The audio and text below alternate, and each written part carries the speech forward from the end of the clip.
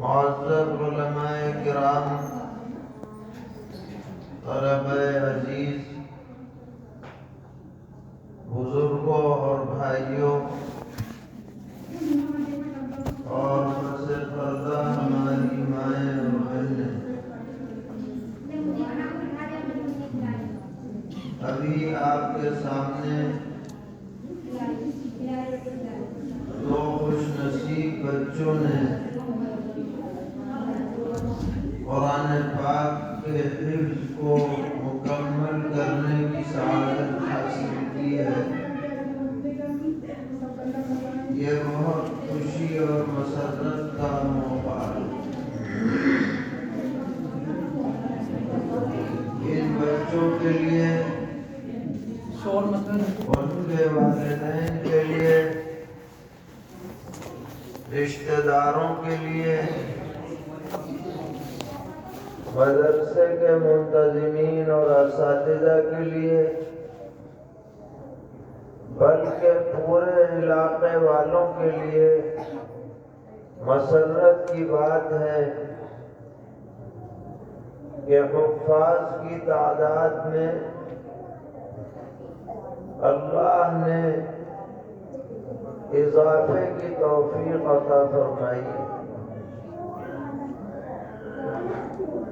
دنیا میں اس کا اندازہ ہو یا نہ ہو، لیکن آخرت میں ضرور پتہ چل جائے گا کہ اس قرآن پاک کی کیا اہمیت ہے اور کیا عظمت ہے۔ سرور عالم صلی اللہ تعالی علیہ وسلم نے فرمایا کہ جو شخص حفظ قرآن کی دولت سے مشرف ہو کر میدان حشر میں پہنچے گا تو جنت پر ایک سیڑھی لگا دی جائے گی اور جنت کے 100 درجات ہیں، اور ہر ایک دوسرے درجے کے درمیان میں اتنا فاصلہ ہے جیسے زمین اور آسمان کے درمیان فاصلہ ہے۔ اور کہا جائے گا حافظ قرآن سے کہ اقرأ وارتقی ورتل كما كنت ترتل في الدنيا، پڑھتا جا، چڑھتا جا، پڑھتا جا، چڑھتا جا، اور ویسے ہی ٹھہر ٹھہر کر پڑھ جیسے دنیا میں تو پڑھا کرتا تھا۔ جہاں تیری قرأت مکمل ہوگی وہی جنت میں تیری منزل ہے اور تیرا درجہ ہے۔ تو پورا قرآن پڑھے گا تجوید کے ساتھ تو پتہ نہیں جنت میں کہاں پہنچے گا، کتنا اونچا مرتبہ اسے ملے گا۔ اور یہ بھی ظاہر ہے کہ جب آدمی خود کسی مرتبے پر پہنچے گا تو ضرور یہ چاہے گا کہ اس کے ماں باپ بھی اس کے ساتھ اسی مرتبے پر ہوں، اس کے دیگر اعزاء اقربا بھی ہوں۔ تو کیا بعید ہے کہ اللہ تعالیٰ اس کی سفارش سے جو نیچے کے درجے والے ہیں ان کو بھی اسی کے درجے تک پہنچا دے۔ اللہ کی شان سے کیا بڑی ہے۔ تو یہ سعادت کسی اور تعلیم پر، کسی اور علم پر، کسی اور بات کو یاد کرنے پر ملنے کا وعدہ نہیں ہے، یہ قرآن پاک کے حفظ کرنے پر اللہ کا وعدہ ہے، اور اللہ کا وعدہ سچا ہے، اس میں کوئی تخلف نہیں ہو سکتا۔ یہ نہیں ہے کہ بس وعدہ کر لیا بعد میں اس کو ٹال دیا گیا۔ اللہ کا وعدہ ضرور بھی ضرور پورا ہو کر کے رہے گا۔ اس لیے ہمیں جہاں تک بھی ہو سکے، جتنا زیادہ ہو سکے، قرآن پاک کو معاشرے میں عام کرنے پر، بچوں اور بچیوں کو پڑھانے پر محنت کرنی چاہیے اور فکر کرنی چاہیے۔ آج بہت سے لوگ یہ کہتے ہیں کہ بھائی گھر میں برکت نہیں ہے، کسی کو وہم ہو جاتا ہے، کسی نے کچھ کرا دیا ہے، کوئی بھی پریشانی کی بات پیش آئے تو سب سے پہلے یہ خیال آتا ہے کسی نے بندش کرا دی، کسی نے نظر لگا دی، کوئی دشمن ہمارے پیچھے لگ گیا۔ ایسی سب باتوں سے بچنے کے لیے سب سے بہتر اور شاندار جو ذریعہ اور طریقہ ہے وہ یہ ہے کہ گھر میں قرآن پاک کی تلاوت کو زیادہ سے زیادہ عام کیا جائے۔ نبی اکرم صلی اللہ علیہ وسلم نے فرمایا،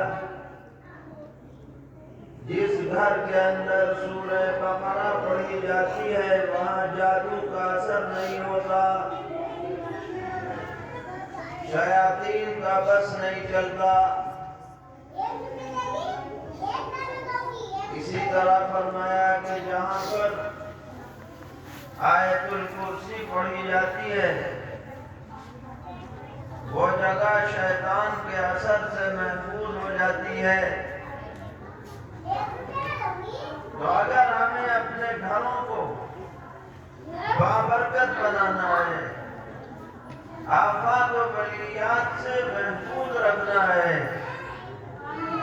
تو اس کا حل یہی ہے کہ وہاں قرآن کی تلاوت کو عام کیا جائے۔ بچے بھی تلاوت کریں، بڑے بھی تلاوت کریں، مائیں بہنیں بھی تلاوت کریں، انشاءاللہ آپ اس کی برکات کو خود محسوس کر سکتے ہیں۔ روایت میں واقعہ ہے بخاری اور مسلم میں کہ ایک صحابی ہیں اسید ابن حضیر رضی اللہ تعالی عنہ، تہجد کے وقت میں تلاوت کر رہے ہیں،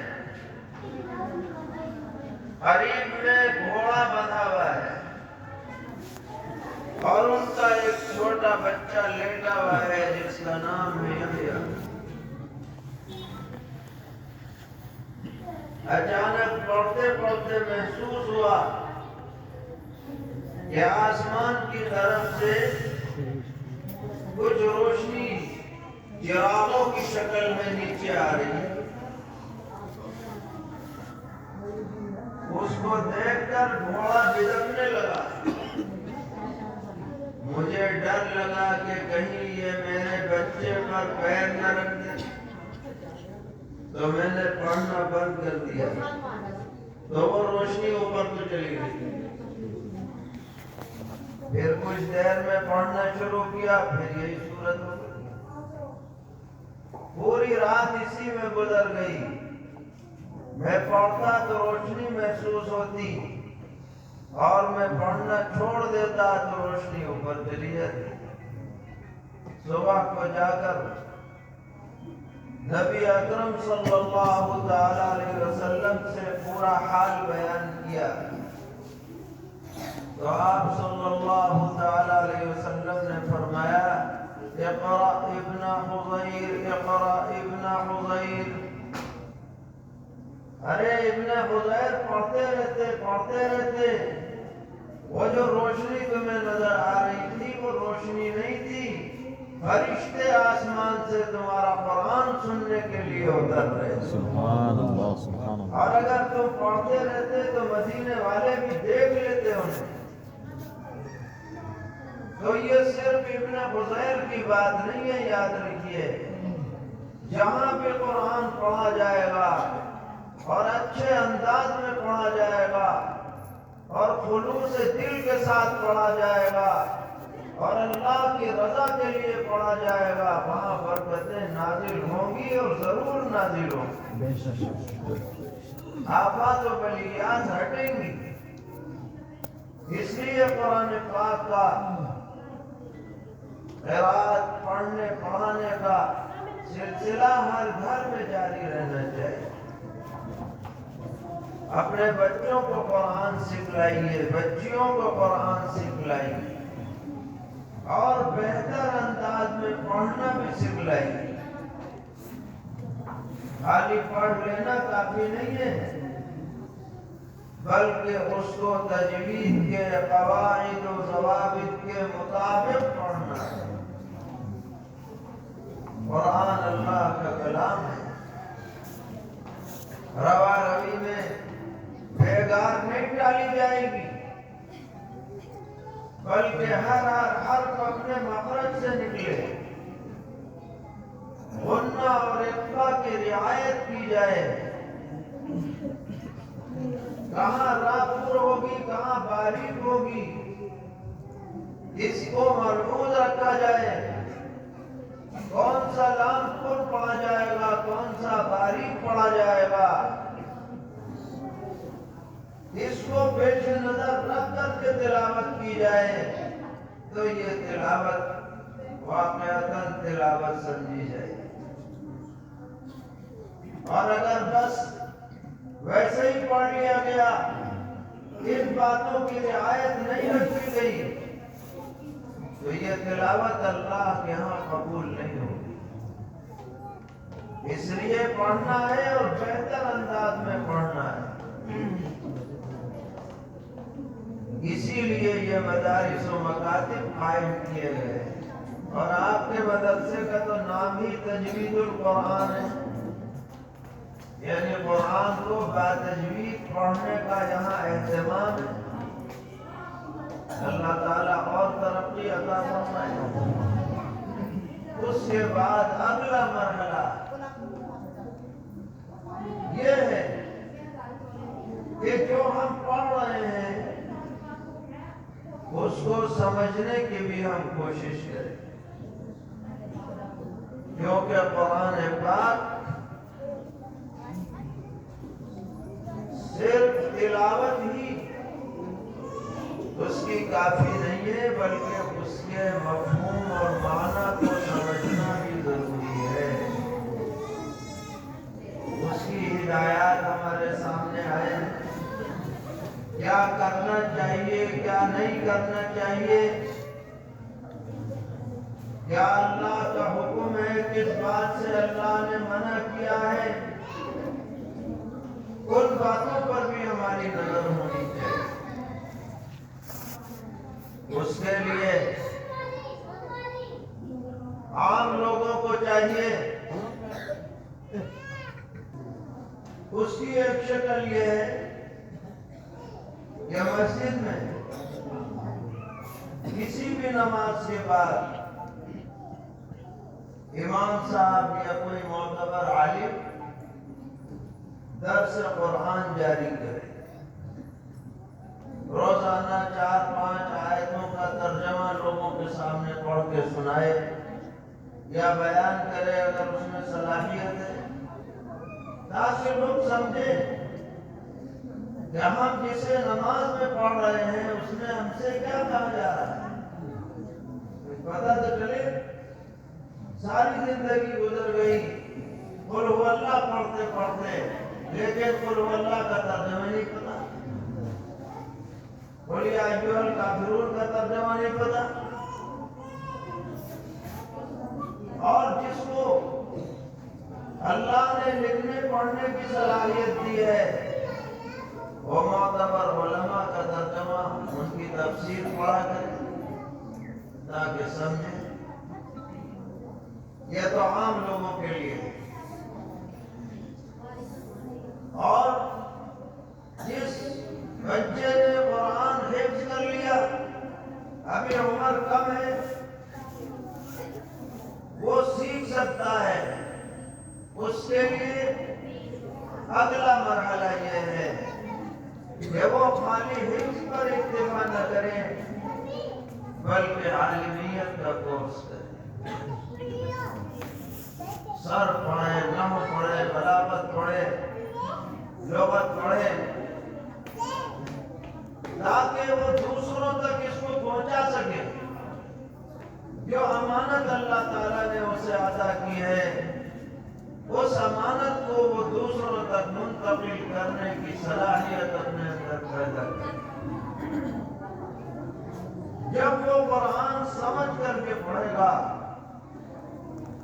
اور معنی کا استحضار کر کے پڑھے گا تو اس کے پڑھنے کی اہمیت ہی الگ ہو جائے گی، اس میں زیادہ جی لگے گا، پڑھنے میں مٹھاس اور حلاوت پیدا ہوگی،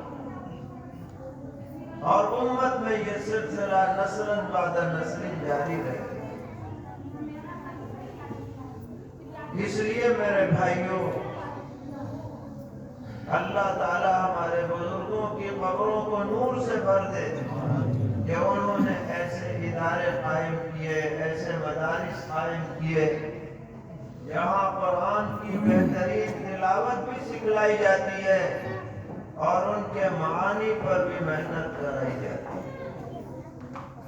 اگر آپ غور کریں اور جائزہ لیں تو پتہ ہوگا کہ ہمارے بر صغیر میں آج جو اسلام کی رونق نظر آ رہی ہے وہ انہی مدارس کی برکات، اور انشاءاللہ جب تک یہ چراغ روشن رہیں گے، ہزار کوششیں کی جائیں گی مگر یہاں سے دین کو مٹایا نہیں جا سکتا۔ اللہ نے یہ نعمت ہمیں عطا کی ہے، ہمیں اس کی قدر کرنی ہے۔ کتاب اللہ ہماری محافظ کتاب ہے، ہم اس کی حفاظت کریں گے، وہ ہماری حفاظت کریں گے، کیونکہ اللہ تعالیٰ نے اس کی حفاظت کا وعدہ لے رکھا ہے، ضمانت دے رکھی ہے۔ تو جب تک کتاب اللہ باقی رہے گی، جب تک ہمارا دین بھی باقی رہے گا اور ہمیں سربلندی نصیب ہوتی ہے۔ اللہ تعالیٰ نے تمام انسانوں سے خطاب کرتے ہوئے اس آیت مبارکہ میں یہی بات ارشاد فرمائی، یا ایھا الناس قد جاءتکم موعظۃ من ربکم، اے لوگو تمہارے پاس تمہارے رب کی طرف سے نصیحت آ چکی ہے، وشفاء لما فی الصدور، تمہارے دلوں کے اندر جو روگ ہیں، روحانی بیماریاں ہیں، ان سب کے لیے یہ قرآن شفا ہے، ان کی دوا ہے، ان کو دور کرنے کا ذریعہ ہے۔ وَهُدًى وَرَحْمَةٌ لِّلْمُؤْمِنِينَ، اور یہ کتاب مقدس ہدایت ہے اور رحمت ہے یقین کرنے والوں کے لیے۔ وَبِفَضْلِ اللَّهِ وَبِرَحْمَتِهِ، اے پیغمبر آپ اعلان کر دیجئے کہ اللہ کے فضل اور اس کی رحمت سے تمہیں یہ کتاب ملی ہے، فَبِذَلِكَ فَلْيَفْرَحُوا، اسی پر تمہیں خوش ہونا چاہیے، یہ ہے خوشی کی بات۔ هُوَ خَيْرٌ مِّمَّا يَجْمَعُونَ، یہ قرآن، یہ اللہ کا کلام، یہ اللہ کی کتاب ان تمام چیزوں سے افضل اور بہتر ہے جسے لوگ دنیا میں جمع کرتے ہیں، مال و دولت، زمین جائیداد، عہدہ، حکومت، فلاں فلاں، ان سب چیزوں سے افضل یہ ہے کہ آدمی کو قرآن پاک کی دولت مل جائے، اس سے بڑی کوئی دولت نہیں ہے۔ یہ اللہ کا اعلان، ہوا خیر مما یجمعون۔ اللہ تعالیٰ اس مجلس کو قبول فرمائے، اس مدرسے میں خیر و برکت عطا فرمائے، ہر طرح کی سہولیات اور ہر طرح کے منصوبوں کو تکمیل تک پہنچائے، شرور اور فتن سے محفوظ رکھے، پوری بستی پر پورے علاقے پر رحمتوں کا نزول فرمائے، ہم سب کی کوتاہیوں سے درگزر فرمائے۔ وصلی اللہ تعالی علی خیر خلقہ محمد وآلہ وصحبہ اجمعین برحمتک یا ارحم الراحمین۔